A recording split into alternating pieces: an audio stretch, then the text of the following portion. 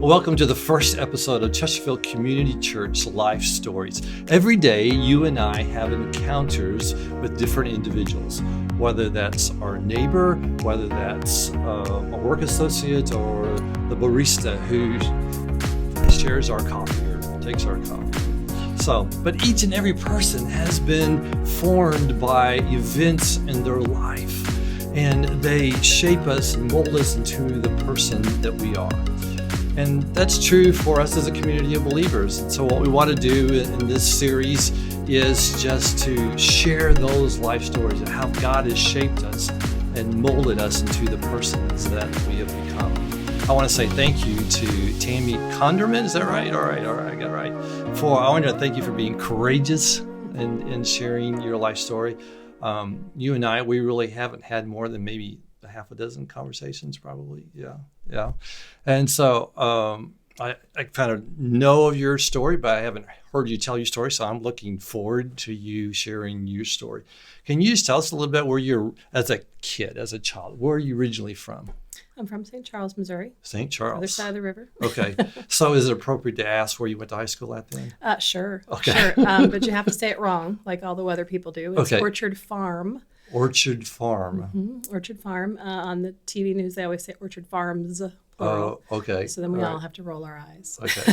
Orchard Farm in St. Charles. So how would you describe your life growing up as a child? Had a pretty good childhood for the most part. Came from a broken home, technically. My parents got divorced when I was about 13. I would be classified as unchurched. Okay.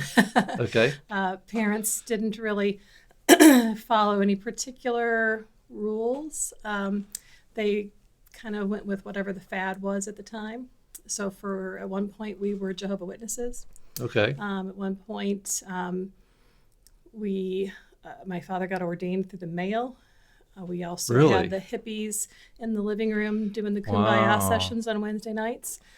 So did you say that they studied the Bible? Or? Yes. Oh, okay. Yeah. All right. The Good. Jesus Freak movie kind of resonated a little bit for a while there. All right. The Okay. whole Calvary Gotcha. Church thing. Gotcha. For a while, they were really big into Tupperware. So I think that was our God for a little while. Okay. All right. Stacks and stacks of boxes everywhere and all the Tupperware movements. Wow. But for me, really, it was every Sunday going on the Sunday school bus. Whenever that bus would come and honk down the street, boom. So there was a church that did a bus ministry, and they came and they picked up Whatever children kids. in the neighborhood, Yeah. and then they would take them to church. Yeah, along with the Vacation Bible School. Oh. So it was kind of our escape to go see what it was like elsewhere. And that was the seed that was planted. And it was through that I actually accepted Jesus and was baptized when I was 8 years old. You was 8 I years still have my old. little Bible. Wow. That's cool. So that was great. So, that was great. I accepted Jesus, but I really didn't have anything in the home or in my life pointing me and leading me in that direction, other than the occasional Sunday school or Vacation Bible, which was great. Right. But there wasn't that direction in the home that was helping me grow in that lifestyle. Yeah. So then you grew up and became a teenager. So how would you describe your teenage years? Yeah, so still experimenting a little bit here and there with Christianity. My parents got divorced.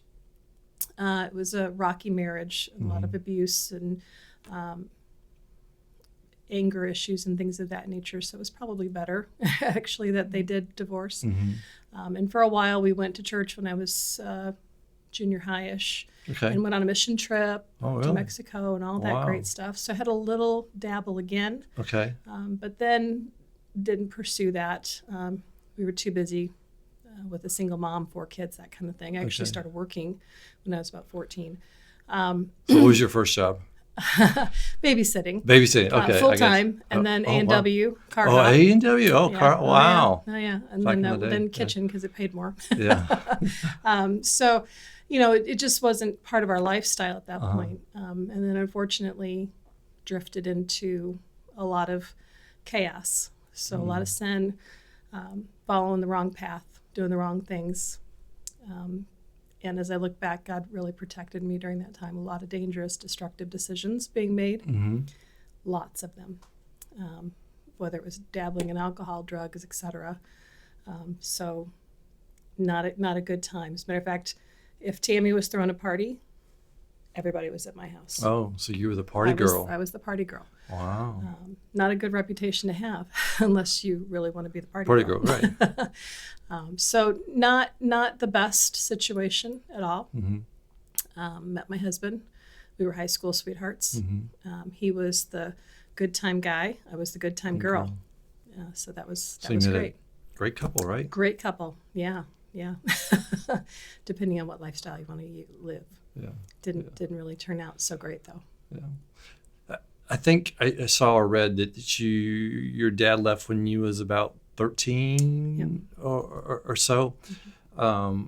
And feel free if you don't want to answer this question. You don't have to answer this question. But how do you view God the Father in light of having an absent father? Yeah, it was really interesting. For me, those passages where it says that God adopts us into his family, that's so important to me. Yeah. Because my dad wasn't there. I was the oldest of 4 children. Mm-hmm. And actually, I have a half-brother who's even older than me. Oh, okay. That he abandoned as well. Oh. So we all grew up without him. Mm-hmm. And I had an interesting experience with my dad last year, who I hadn't seen in over 30 years or heard from. And he actually reached out to us to make amends. Mm-hmm. And as the oldest of my siblings, my older half-brother had made amends with him, but my other siblings had not. And so I take it he lives in the area then? Or he doesn't. Okay. He lives on the East Coast. Oh, okay. Well, man, you make that. Yeah. That's a significant move on his part to want to reach out. And he's been married twice since my mom. Oh, okay. No other children, thankfully. But, he reached out, and it took me a few months to kind of figure out what I wanted to say to him. But I had forgiven him a long time ago. Yeah. Thankfully, because of the Lord and the Word. Mm-hmm. But hadn't really talked to him. Right. And I didn't talk to him necessarily this time, but I did write him back. Okay. And I did ask him, I told him, I didn't let him off the hook necessarily. Right.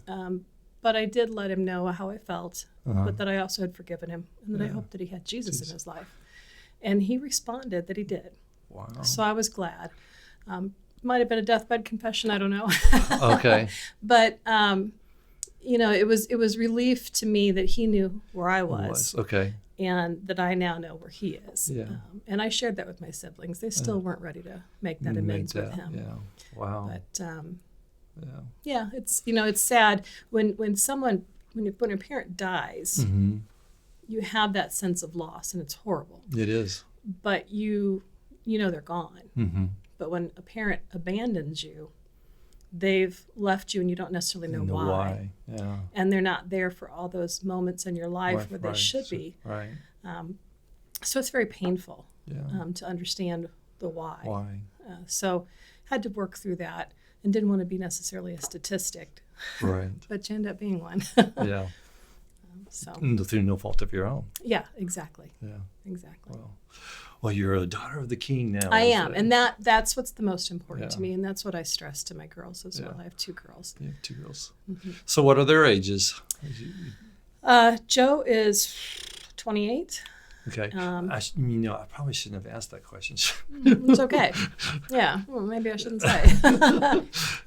Joe is 28, and Jess is 32. Yeah, 30. Going to be 32. Yeah. I have older daughters too, so I say I have adult children now. Yeah, adult children. That's a better answer. So I have 2 adult children. I think in your testimony that I read that you said that your mother was treated or untreated for a bipolar disorder. So how did you see that manifest? Yeah. As a kid or as a teenager? Being the oldest and dad, my dad left when I was 13. Again, there was a lot of violence, a lot of anger, a lot of fighting, and had to grow up way too fast in that home. And as an adult, being able to have the hindsight and look back, and also being there in those teenage years with just my mom and my brothers and sisters, realizing that all the chaos wasn't just the result of their marriage. The chaos continued after he left. Okay. And some of that probably was the burden of being a mom, a single mom with 4 children, very low income, but also seeing her emotions go through the depression and then the peaks and then the depressions and then the peaks. And as you're getting older, you're seeing something's not quite right with mom. Yeah. So you felt like you were walking on eggshells almost Absolutely. the whole Absolutely. time. Wow. And my grandparents played a pivotal role for us. They really would come in and kind of rescue us from time to time. My one uncle would rescue us as well, take us away for a week or a weekend, help put food on the table, help put a car that worked in the driveway, things of that nature. So it was pretty hard. And when I hit 18, I left. Oh, you left the house completely. You moved out. Wow. Yeah. And then as my other siblings got older, they came to stay with me as soon as they were able to get out of the house. Okay. So it was a method of escape. Okay. All right. So you get through high school. As a party girl, you marry your high school sweetheart at age 19. You're 19 years old when you get married. Yeah. So how would you describe your early years of marriage? Well, our song at our wedding was a good-hearted woman in love with a good-timing man. Okay. We should have taken cue from that. But first things first, you get a job, you pay the rent, you do what you're doing.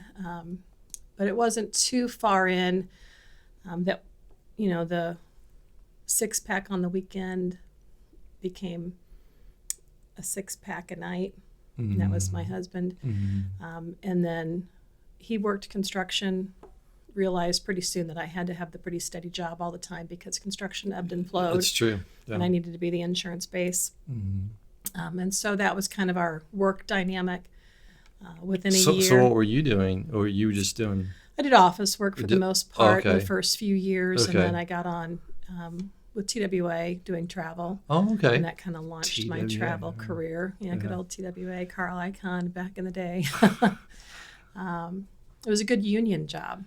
Okay. So I had benefits and things like that. Maybe. Sure. Okay. Until Carl sold it, but that's another story. Okay. But it wasn't too long into the marriage that we got pregnant with number one. Okay. So there we were, pretty poor, could barely keep the lights on, having baby number one. Yeah. So where is your faith in all of this, or is it Yeah. It's like I mean, an ember on the side of the. Know who he is. Recognize who he is. Absolutely love who he is. Not doing any of the worship thing. Right. I remember having a conversation at one point with a guy at work who was very much evangelizing in the break room.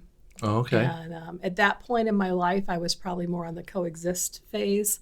Okay. Like, oh yeah, I believe in God, but can't you just be quiet and leave everybody alone, kind of a thing. Yeah. My husband's family, they were very much Baptist.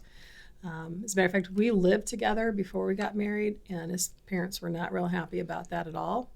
I can imagine. And my family, having seen so much divorce in it, was like, oh no, you should absolutely try the shoe on before it fits kind of mentality. Oh, okay. So mixed messages. Okay.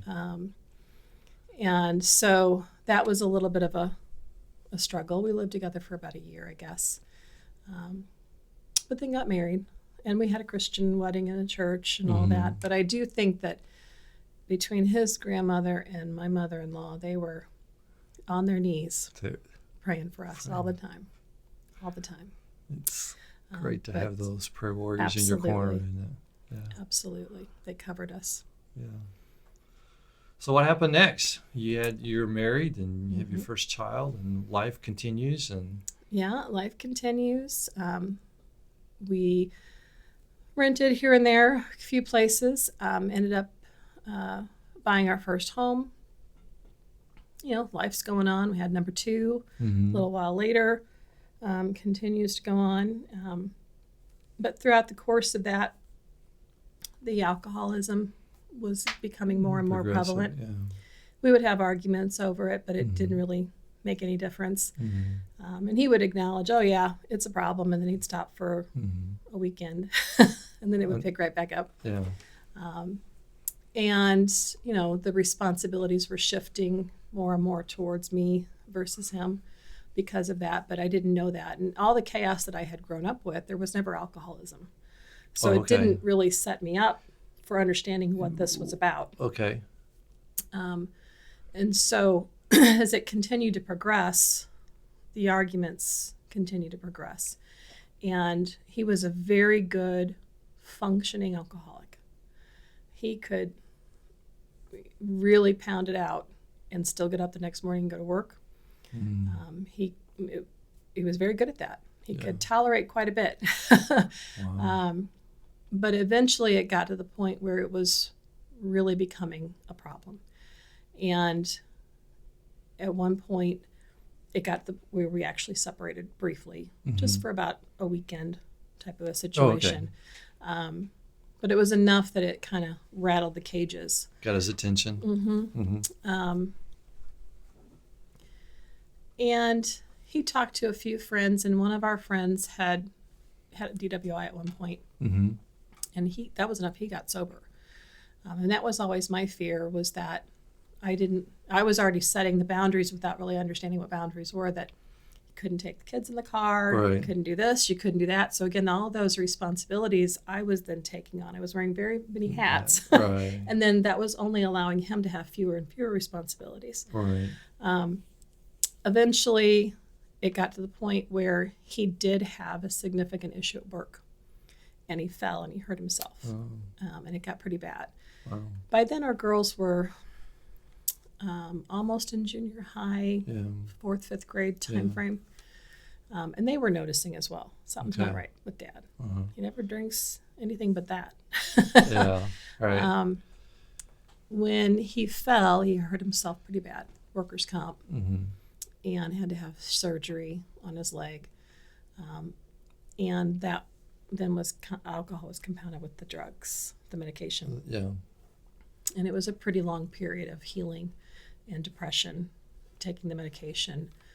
And he spiraled, and it got worse and worse. We almost lost the house because he wasn't working. We had to wait for the workers' comp. I was working, but it wasn't quite enough with all the medical bills and everything. Thankfully, we kind of got through that part, but he had to figure out what was going to happen next. Right. Also, during that time, there was a DUI that incurred with some legal expenses to get him out of that. So, a lot involved. Ultimately, he did decide to go into treatment, which was a blessing. Yeah. And that friend, who we'd been a long-time friend with, came alongside after he was kind of finishing treatment as part of treatment to go to some AA meetings. Okay. And met him. And said, hey, when you want to start going to AA meetings, I've got a meeting to go to. Okay. And so he pulled him to a meeting on a Wednesday night that happened to be at CCC. Oh, okay. So that's how Actually, it was a Monday night. I apologize. It was a Monday night. So that's how you got connected. There was a little bit, yeah. So they went to a couple of Monday night meetings that ended up also bleeding over into a Wednesday night men's group. Oh, okay. And the Wednesday night men's group right. was more of a Bible study. Right, yeah. And I remember he came home that one night and he says, hey, I'm going to a meeting and it happens to be in a church. And maybe we could go to church on a Sunday. And we laughed about it for a couple of years because he said, by the time I got church out of my mouth, you had the girls in the truck and were ready and waiting. And it was only Wednesday and church wasn't until Sunday. Wow. And it was, during those years where it was so difficult that while we weren't going to church, there was a lot of prayer on my part to God to fix him, just fix him, fix our marriage, help, right? There was a desperateness there. Absolutely. I remember being in my truck just driving and crying and praying out to God, help us figure this out. Yeah. So when he mentioned actually going to church, wow. Yes, let's go. And so we went, and we laugh, and I'm sure he's heard it before, but it was as if Randy was reading our mail. We sit there, and it was like he was just looking right at us. Talking about Pastor Randy, right? Pastor Randy was just talking right to us. I had never met him, but every Sunday for those first few months, it was just like he was talking right to us. This is exactly, each sermon just hit right home. Wow. And that's when my faith started all over again. I was like, yeah, God, I'm here. Cool. And I was sold out. And we had a conversation a few months in. I was so sold out. I was here every possible moment I could be. I was here Sundays, and we had the girls in youth group, and we had Wednesday nights, and that's when we did dinners on Wednesday nights, and every Bible study I could be connected in, I was connected in. Wow. And at one point, my husband looked at me and goes, you don't have to live at church. I said, yeah, I think I do right now. Right now, I need this more. So that's when it all started again. And that was probably, I think it was 2016. 2015, 2016. 2016, okay. And it was so good. It was so good. It was good to see our girls. I mean, they had gone to church with grandma and great-grandma a few times through the years when they were little. To see them grow in their... understand who God was and grow in their faith. Yeah. So good. Those exciting days, aren't they? Mm-hmm. Yeah. And then... life's a journey. It is, isn't it? So as much as we were growing, he was still struggling. With his alcoholism alcohol. and with God in general. Oh, okay. I think that particular time, and most addicts will tell you, you don't get sober for your family.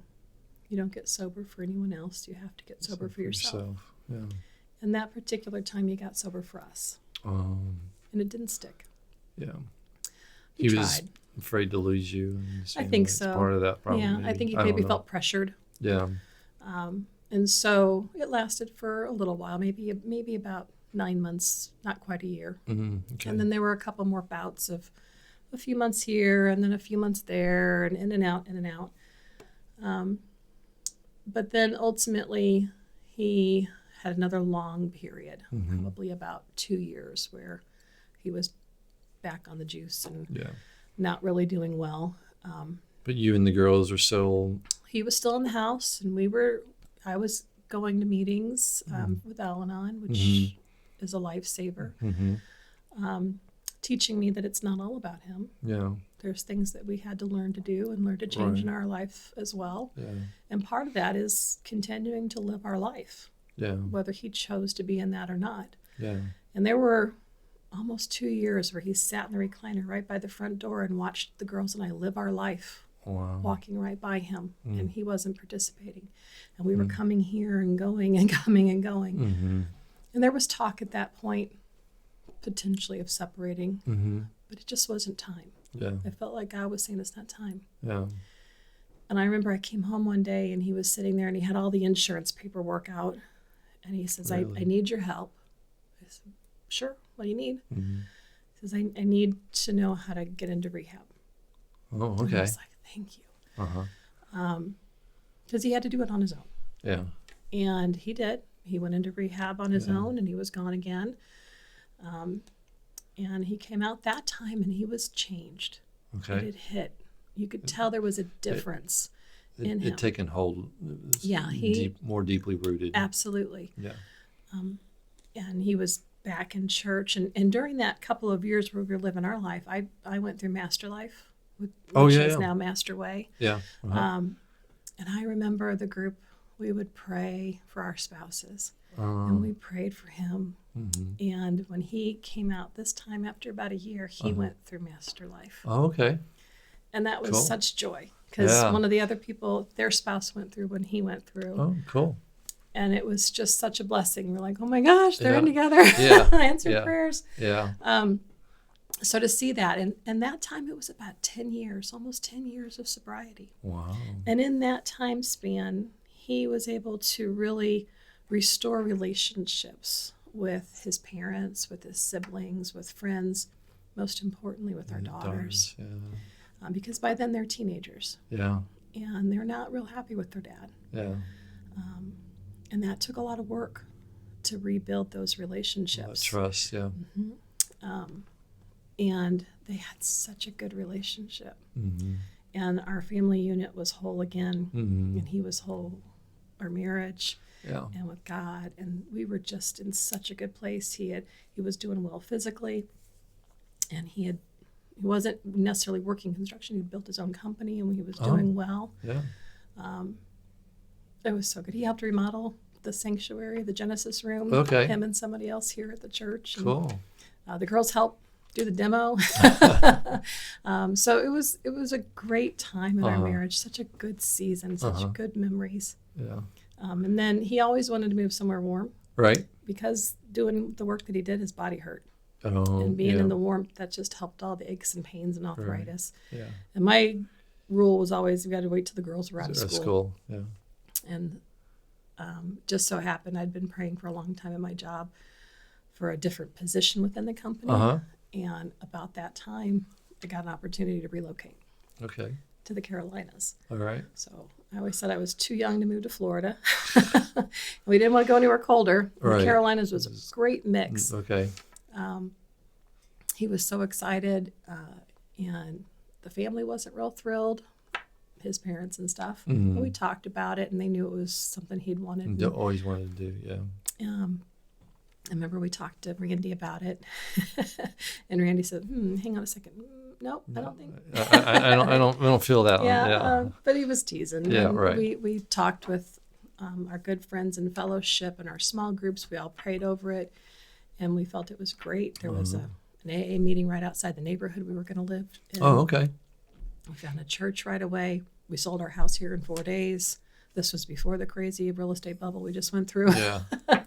Before COVID. Yeah, exactly. Everything just really seemed to line up. It was just wonderful. Yeah. Our youngest daughter moved with us as well because she was in college. Okay. And she didn't want to stay where she was, so she transplanted with us. It was a good season. Everything was lined up to move, and we did. So you had a good run for how many years? Almost 10. 10 years there. Well, almost 10 years of sobriety. 10 years, okay. Yeah, we were in the Carolinas for about almost 2 years. 2 years, and then trouble started brewing again. Yeah. One morning, I walked in the bathroom on a Saturday morning, and he turned around, and I don't think he was expecting me, and he'd been drinking. So it was like the carpet had been pulled out from under. Yeah. I still remember, you have those moments in your life where great joy Right. and great heartache. Sorrow, yeah. That just those pictures in your mind. Yeah. Stuff you'll never forget, yeah. That's one of them. Yeah. And it was a very difficult time. We went through almost 2 years of treatment, multiple treatments, in and out, in and out, in and out of, is this what he wanted or not? Yeah. And the sad part for me is I was totally blindsided. Totally blindsided because we were doing so well. Right. And we were in a good church. We had growth group. We were getting ready to start one in our home. Wow. On recovery. Okay. Practice what you preach. So it was almost a matter of was I so complacent that I didn't recognize it? Yeah. Or was he just that good at covering it up? Yeah. But ultimately, we went through multiple rounds. He went through multiple rounds and eventually told me he wasn't in a place where he wanted to be sober anymore. Yeah. So how did you respond to that? How did you feel in that moment when he told you that? Like, I'm not going to change. I'm just going to continue like I am. And I've tried this so many different times. I'm not putting words in his mouth, but that's got to be hard. How did you feel in that moment, or how did you cope with that moment? It's so sad because you're watching someone you love die in front of your eyes. Wow. Yeah. His physical wellness had depleted so much. You've seen the shakes and the tremors and the physical body change so much over the course of that time. They're literally watching them. Short couple of years there. Yeah, like that. Wow. In and out of the hospital, near-death experiences, convulsions. You know that he's killing himself. Yeah. And he knows it. And the only reason he would go into treatment is because he'd get right at that step where he's having such bad tremors that he's about ready, and he knows the next step, so he calls 911. Oh, okay. And goes into treatment again. Most of the time it's detox. Uh-huh. Most of the time he leaves against medical orders before the full 21 days of treatment starts. Okay. He knows the program so well that when he's in the 21 day, he's so charismatic that they love him and they say, boy, if you could just stick this out, you could teach this. Right. You could be a counselor. You could lead a recovery class or group. And the folks here at CCC who know him know that about him. He is. Yeah. He's a great guy. Yeah. But he didn't want to do that anymore. So it was very devastating to know that. Know that he was giving up.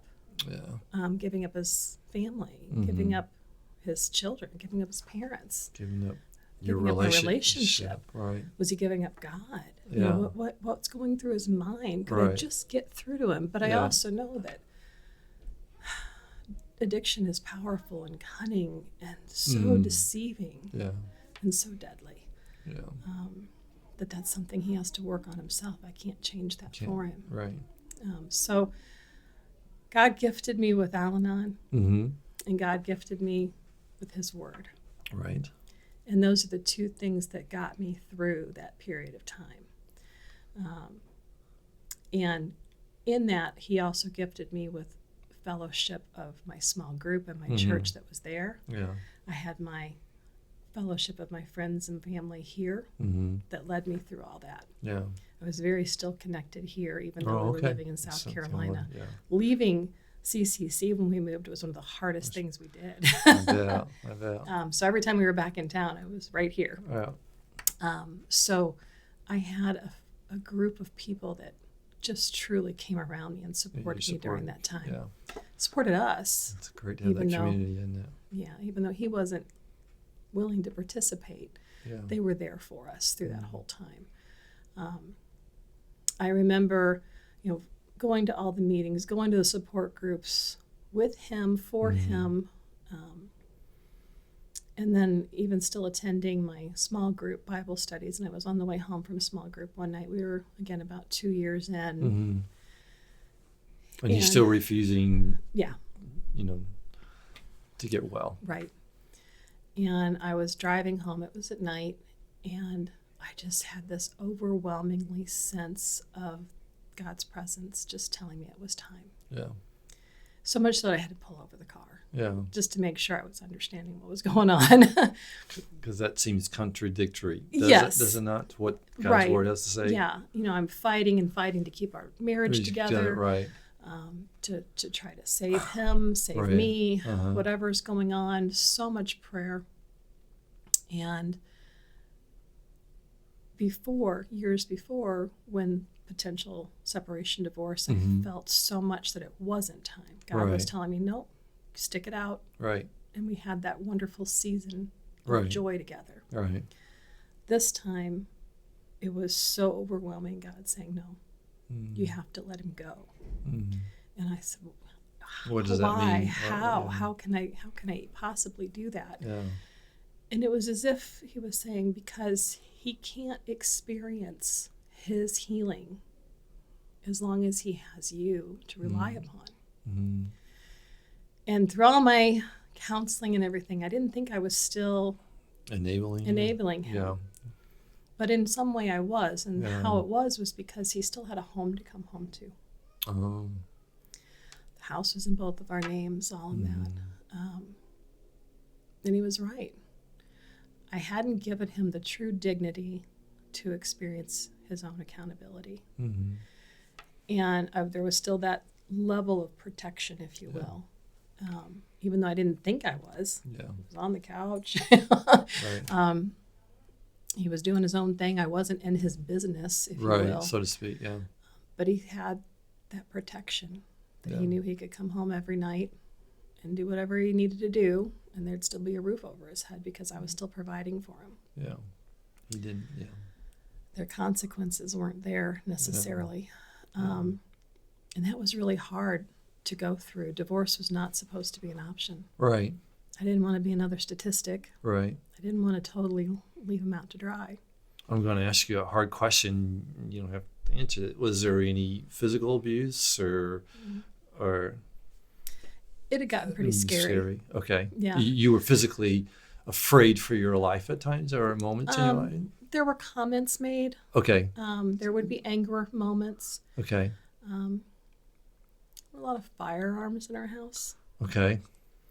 So much that I didn't even realize. At Okay. one point, I did remove them during one of his times when he went away, only for him to come home and realize they were gone. Yeah. And then I had to give them back. Resecure them, yeah. Because legally I wasn't allowed to remove them without his knowledge. Right.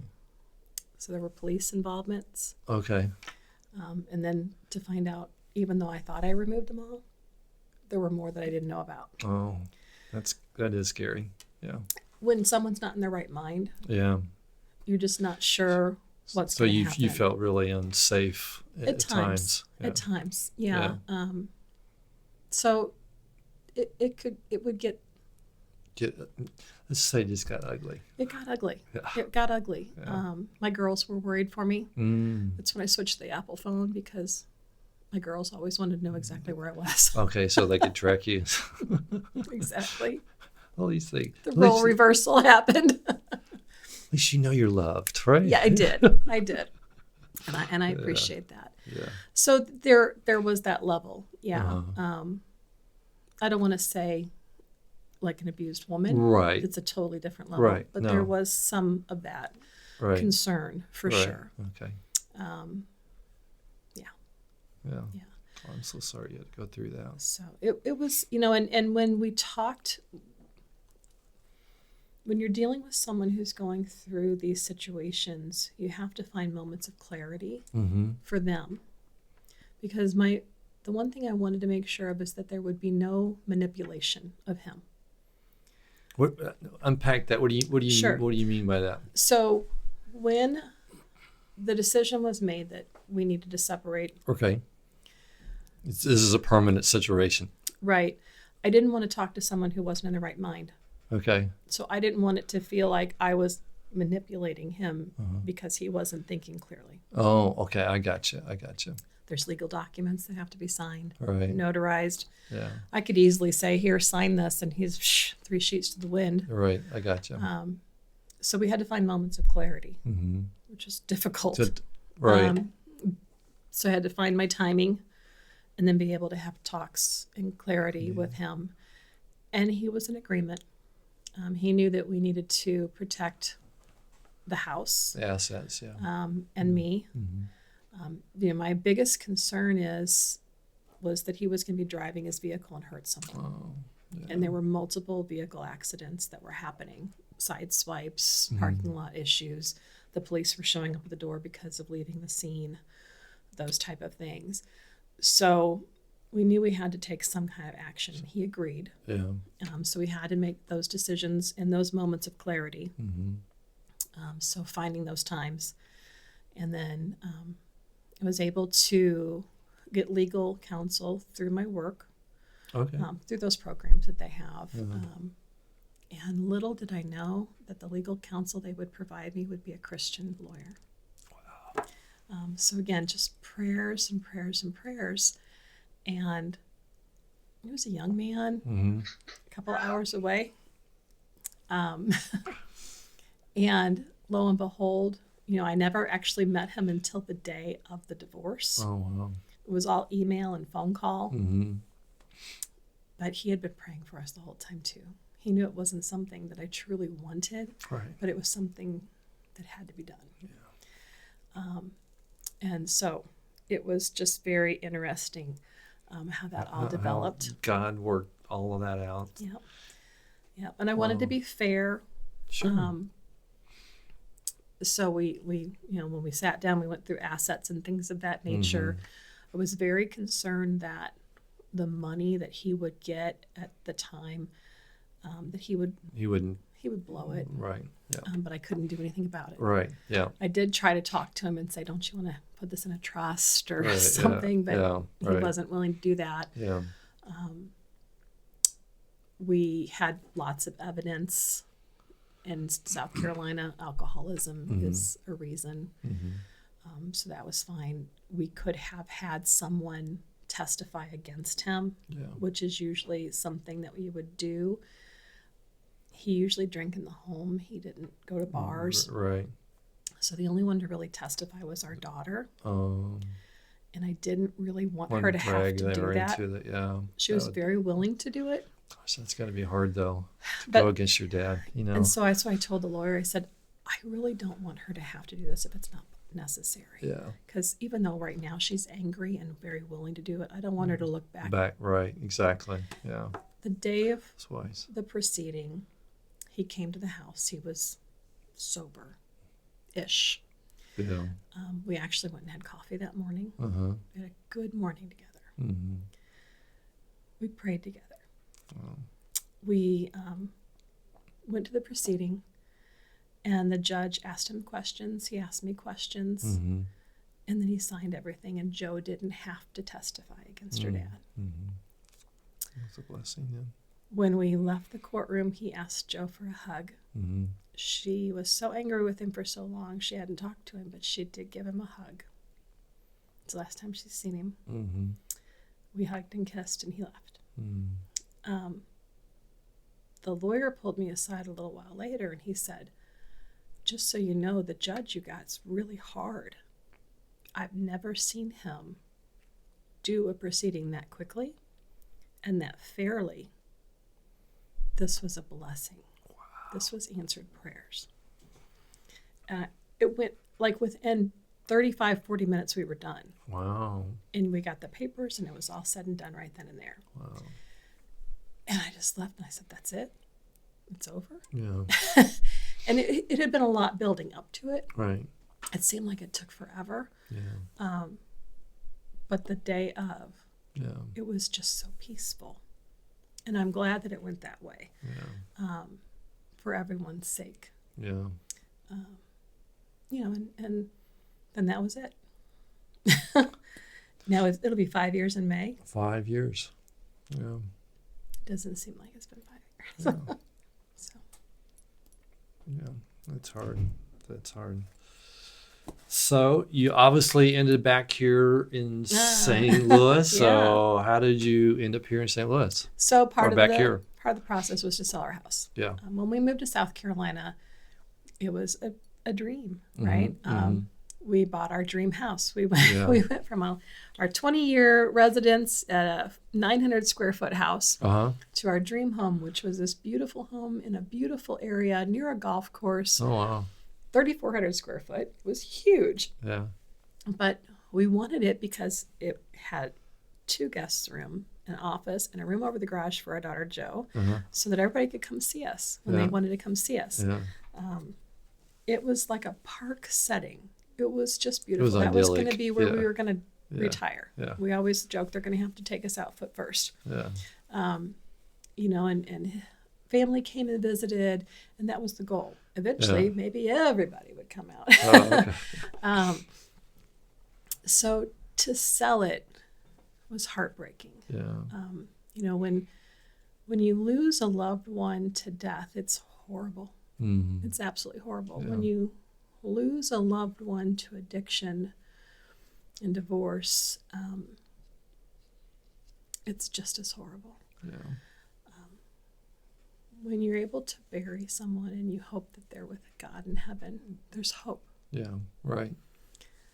When someone leaves, those memories you still mourn, Right. like you're mourning a death.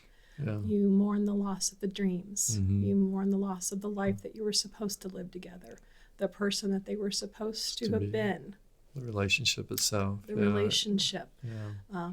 even the severed relationship with their children. Mm. All of those things that were supposed to have been that Right. aren't there anymore. So it was pretty hard. Yeah. Even so much trying to get the house fixed up to sell it was aggravating because I was married to almost 30 years to a carpenter.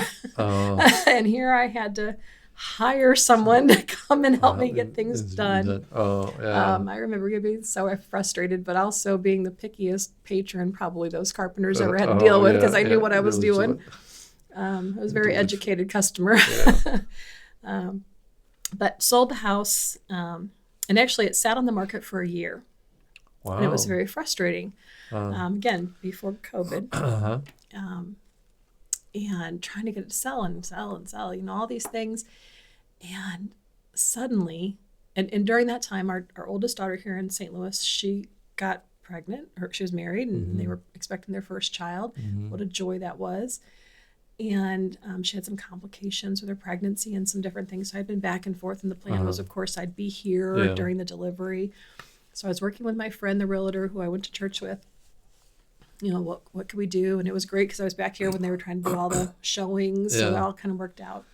So I was back there, and we went under contract in February of 2020. Okay. And the baby was born in January of 2020. So I went back there for a little bit. My sister and her family came and helped me do the final packing. They moved all my belongings to storage here in Missouri, because my thought was I'm going to come back to Missouri, stay with my daughter and son-in-law for a little while with the baby, and buy a house. Yeah. Closed on the house in South Carolina on March 30th, 2020, the height of COVID outbreak. Yeah. Weren't even sure if we were literally going to be able to sign. I remember I signed with a brand new pen at the title company, slid it under the door. Oh, really? And they signed it. We were all running scared, though. Yeah, had a didn't even have masks at that point. I had a bandana as I was driving across country. And shortly after I got back to St. Louis, I worked in corporate travel for 27 years. Right. Worked my way up the ladder. Yeah. COVID, of course, kiboshed corporate travel. Yeah. So there were too many chiefs and not enough Indians, and as they offshored most of our business. Wow. And so we got the layoffs. So you're back in St. Louis with no place, house. house, no job, no prospects, right? No now. marriage. Yeah. Gosh. Staying in my daughter's basement, which she was thrilled. My son-in-law was thrilled because he had somebody else to take care of the baby. Yeah. My daughter had a really serious condition right after she had the baby, so that helped. I was able to help with them. So that ended up being a blessing It was to a blessing. to your daughter and It the was. family. And, as you're able to look in hindsight, had that house sold the year prior, I would have come back and bought a house. Sure. And I'd have been in a house without a job. Yeah. So that allowed me time to kind of figure out what my next move was going to be. Sure. If it were up to my daughter, I'd still be living with her. But You built-in babysitter. Yeah. There you go, Mom. But during that time, I was able to help them. I was able to decide what did I want to be when I grew up. I could have gone into another position similar to what I had been in. But that just really kind of made my stomach hurt a little bit. Yeah. So I looked to see, what other opportunities were there. Mm-hmm. Cassie was already the secretary here at CCC, so that job was out. Okay. So, what could I do that would pay the bills, but be something that was really rewarding, and hopefully help people. Adding value, I to wanted to people, help right? people. Yeah, that's great. And I had an opportunity, and it was basically starting all over again at an entry-level position. Yeah. Didn't pay but like a third of what I was making before. But I prayed about it and talked with the kids, and we all agreed that was the better option to go with. I had the opportunity while I was still staying with them to start over. And it's been a complete blessing. Cool. I get to help veterans and their families every day, and it's so wonderful. And the company is Christian owned. Wow. And so that's even better. Yeah. I can express my faith there. Right. So That's cool. lost a 27-year career, but I am so much happier where I am now. Yeah. And so my life just went complete topsy-turvy. Yeah. But the rewards have been so much greater. Just being open, because I remember at that point I was just like, God, it's yours. Yeah. When I was selling the house, I was purging and just everything, just whatever. I don't need this stuff anymore. Right. Yeah. And I remember kind of Dave Ramsey's theory. I want to be in a position where I can bless others. Right. Just whatever you want to do with me. Right. And that's been my motive ever since. It's just use me however you need to use me. I've climbed the corporate ladder. I've done the marriage thing. I've raised my babies. Yeah. It's your time. Yeah. So what would you say to someone who is in a desperate situation right now? What would you say to them right now? Yeah. It's hard, right? For me, when you're desperate, it seems like there's no way out. Right. Everything's black. Yeah. Everything's so heavy. Everything's so oppressive. And it's a symbolism that's been given to me that I've clung to. I'm very much that way. Pictures mean a lot to me. Yeah, right. Metaphors. Sure. Yeah. So for me, it's, we talk about people are broken. Right. And I think it was Lisa Turkist who actually coined this one. But for me, it wasn't that I was just broken when all that was happening to me. I felt that I was truly shattered. Yeah. And not only just shattered, but I was dust. There was nothing left at times. And I think a lot of us get to that point where we think there's nothing else that could happen. Yeah. I have lost everything. Or I feel like I'm going to lose everything. Right. What else could possibly happen? Right. But that's okay, because we are made of clay. We are made of dust. God can take that dust, even the finest particles of that dust, and put us back together again. Yeah. Because we are his vessels. And when he does that, he creates us into something more beautiful than what you could ever imagine. Yeah. And that's the most beautiful part of it.